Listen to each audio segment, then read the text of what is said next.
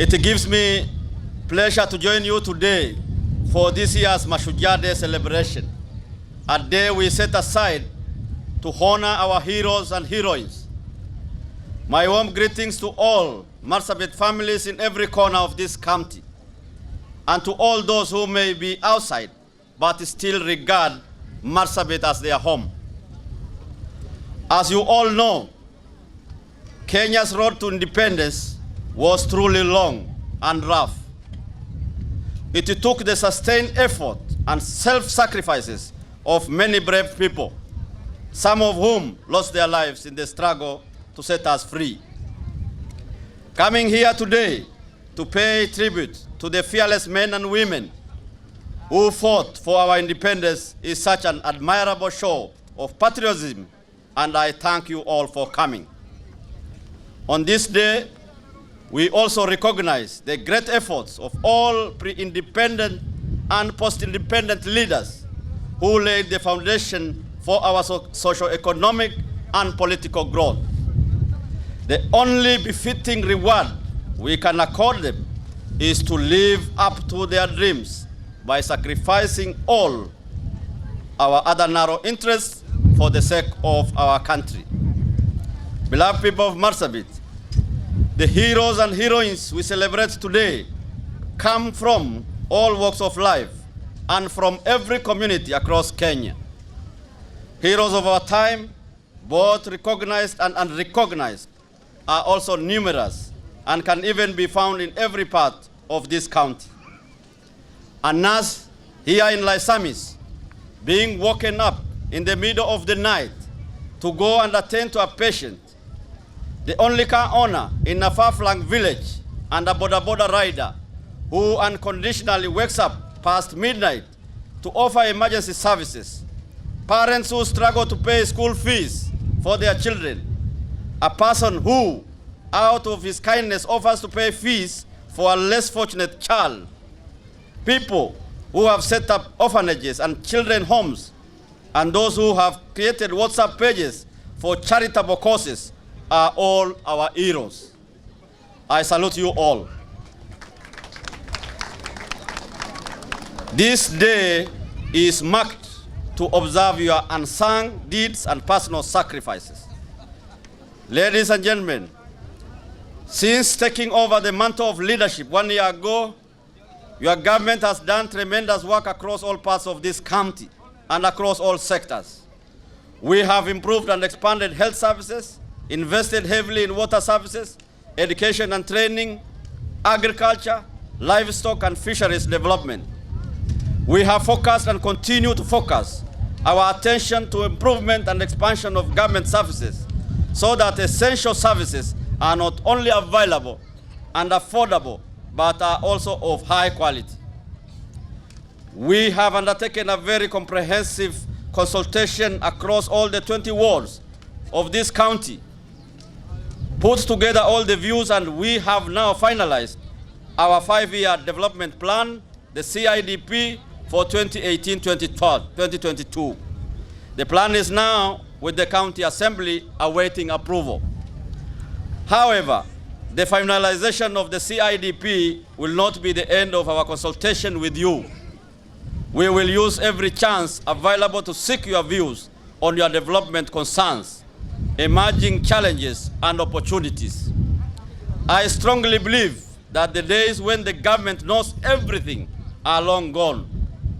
We will put you in the driver's seat to help us determine and implement your development priorities. Today, I will not go into the details of what your government has already done the past 1 year or the plans for the years ahead. I will soon deliver the State of the County address to the County Assembly and the public at large, and I will use that occasion to provide an update on the performance of your government since our inauguration in August 2017. We will communicate to you the date of the State of the County address once it is set and confirmed to us by the Speaker of our County Assembly. Ladies and gentlemen, we cannot celebrate this day, Mashujaa Day of 2018, without prominence to the important issue of peace and harmony in our county. We have arrived at a critical moment in the history of our county when we must either find peace and embrace it unconditionally or else sink together in chaos and conflicts. Definitely, sinking together can never be an option. We must find peace, and even if we cannot find it anywhere around us, we will have to give birth to it today and now. Make no mistake, when I am talking about peace, I am talking about genuine peace, not just between Gabra and Borana, Borana and Rendille, Burji Garri, or Gabra and Dasnach. I am talking about peace for all and between all, the kind of peace that will make life in Marsabit possible and worth living, the kind of peace that enables Marsabit people and Marsabit communities to grow and to build a better life for their children, not merely for this time, but for all the time in our county. There is no second choice, ladies and gentlemen, no second option. We must ensure an end, not just an end to current conflict in our county, but an end to the beginnings of all conflicts in our county.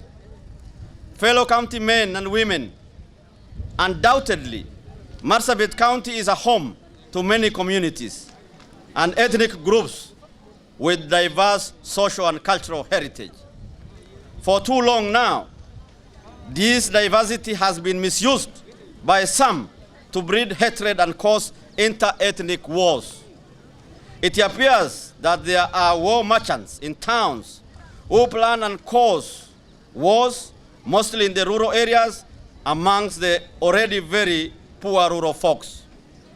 The political class also carries their fair share of blame, for in their recklessness, they oftentimes attempt to divide and conquer in the pursuit of narrow political interests. You will recall that last year, during the campaign periods, we all harbored very deep fear that serious election-related conflicts will arise. But fortunately for us, peace prevailed during and after the elections. We all came together and set ourselves on building our county, and we have just been doing that for the past 1 year.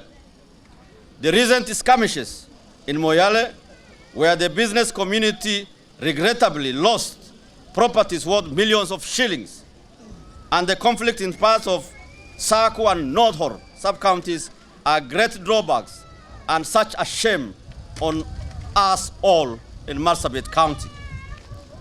It appears that in this county, each time we pull ourselves closer to our ideals of building a cohesive county, the ideals that say we have a collective responsibility to care for each other, somebody somewhere pushes us back. More often than not, our conflicts are manufactured by some coward war entrepreneurs who are fearful of unity and cohesion, and who will want to keep us divided and angry at each other, because that helps them maintain the status quo of the dark days to keep their power and privilege. Now, in the context of the ongoing conflicts both in Moyale, Saku, and North Horr sub-counties, understand that no single community is exclusively responsible for taking us backwards, and none can also have a monopoly on wisdom to help us return to reason. These are extraordinary times, and they are dangerous times too. But here's the good news. We, the leaders of this great county, have decided to stand together, hold each other's hands, and face these shameful conflicts head on. With your leaders speaking in one voice, we now have the chance, not the certainty, but the chance to restore some sense of sanity to our county. I sincerely thank all the leaders from across the political divide and the elders from the warring communities for their commitment to work towards peaceful coexistence of all. My sincere thanks go to Marsabit Interfaith Council for all their arbitration efforts. But the work does not end with the leaders and elders' declaration for peace. Every one of you, wherever you may be, have a role in the peace building and reconciliation process. Reconciliation in times of conflict, such as now, may not be an easy task.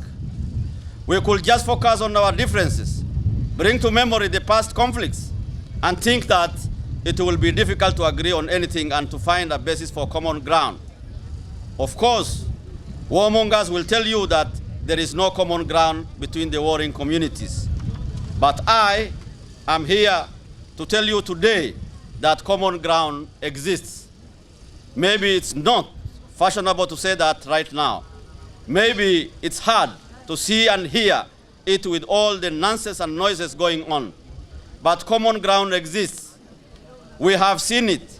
We have lived it in our day-to-day interaction with each other, in our homes, places of work, and places of worship. Beloved people of Marsabit, we must all turn our backs upon the horrors of the past and look to the future. We cannot afford to drag forward across the years to come hatreds and revenges which have sprung from the wars of the past. If our children are to be saved from future misery, the present generation must respond to the call for peace with all the urgency it deserves. Tomorrow may be too late. The wrongs and injuries which have been inflicted on each other will be washed away by the miseries which have been endured on all sides. It should not be said of us that the only lesson which can be learned from the people of Marsabit is that we cannot learn from history. There is absolutely no need for any further agony than has already been created. I understand as much as you do that peace does not mean an absence of conflicts. Differences will always be there. Peace means solving these differences through peaceful means, through dialogue and humane ways. As your governor, I will work with the leadership of our county and all stakeholders to work and facilitate efforts towards fostering a meaningful, sustainable, and durable peace in our county. I want to appeal to the national security team and especially in Marsabit to take their rightful place in the maintenance of law and order. On this note, I want to tell the administrators from the national government and those charged with our security that Marsabit communities, even those who may be currently in conflict, share a common kinship and are truly brothers. It has been common for us to disagree and at times even fight, only for us again to reignite the natural brotherhood and live by it immediately thereafter. So I want to urge you that at all times, both in times of peace and conflicts, your action and utterances should not be perceived to magnify any differences that there could be. Granted, in times of war, every action could tend to evoke certain suspicion, but it is your duty to show that any suspicion of your actions is just but a misconception. As I conclude my speech to you on this Heroes' Day, I want us to remember some famous words. That peace demands the most heroic labor and the most difficult sacrifice. Peace demands greater heroism than war. It demands greater fidelity to the truth and a much more perfect purity of conscience. So let us then prepare ourselves in deed, in thought, and in spirit for peace in this county now and forever. Finally, I take this opportunity to convey to all KCP and KCSC candidates of this year my sincere best wishes as they prepare to sit for their examinations and be our heroes. May God bless you all. May God bless Marsabit County. I thank you.